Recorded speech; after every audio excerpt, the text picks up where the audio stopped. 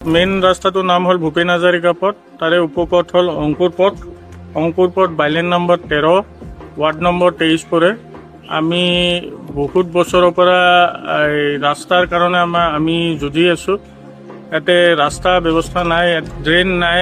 যেতিয়া আপোনাৰ বাৰিষা দিন আহিব, বুঢ়া মানুহ কষ্ট হয়, অফিচ যোৱাত প্ৰব্লেম হয়, স্কুলত বাচ্চাবিলাক টাইমত যাই নাপায়।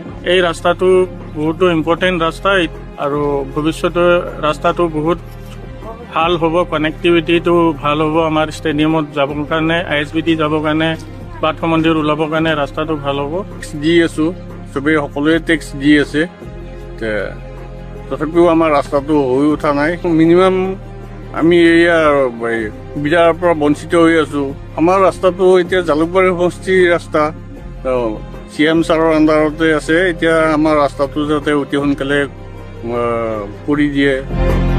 ৰাস্তাটো ইমান শোচনীয় অৱস্থা, মানে পানীৰ কাৰণে আমি অহা যোৱা কৰিব নোৱাৰোঁ। এতিয়া যদি কেতিয়াবা জুই লাগে, ক'ৰবাত এটা বিপদ হয়, তেতিয়াহ'লে আমাৰ এখন এম্বুলেঞ্চ নোসোমায়, এখন জুই নোমোৱা গাড়ী নোসোমায় ফায়াৰ ব্ৰিগেডৰ।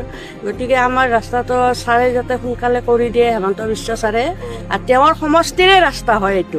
আমাৰ কাউন্সিলৰক লগ ধৰিছোঁ, আমি এৰিয়া মেম্বাৰক লগ ধৰিছোঁ, তেওঁলোকে কোনো গুৰুত্বই নিদিয়ে।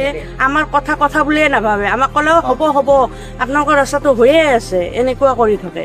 আকৌ আমাৰ ৰাস্তাটো এইপিনে ষ্টেডিয়ামৰ পিছফালে হয়, ওচৰতে হয়, মানুহখিনি ষ্টেডিয়ামত যাবৰ কাৰণেও সুবিধা পায়। ইয়াতে 50 ঘৰ মানুহ আছে। মইতো ইয়াতে অহা 20 বছৰ হ'ল। আমাৰ কেইঘৰমান মানুহ 20 বছৰে হ'ল, কিন্তু একাঠু পানী হয়। এতিয়া কথা হ'ল, এইটো চিয়ামৰ আণ্ডাৰত পৰিছে জেগাখিনি, জালুকবাৰী সমষ্টি।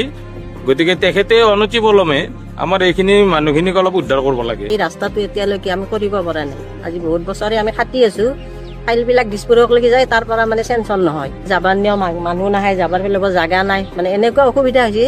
মানে মানুহ বাচি থাকিবৰ ইয়াত ইচ্ছা নহয় গৈছে, আৰু মানে ৰাস্তাটোৰ কাৰণে।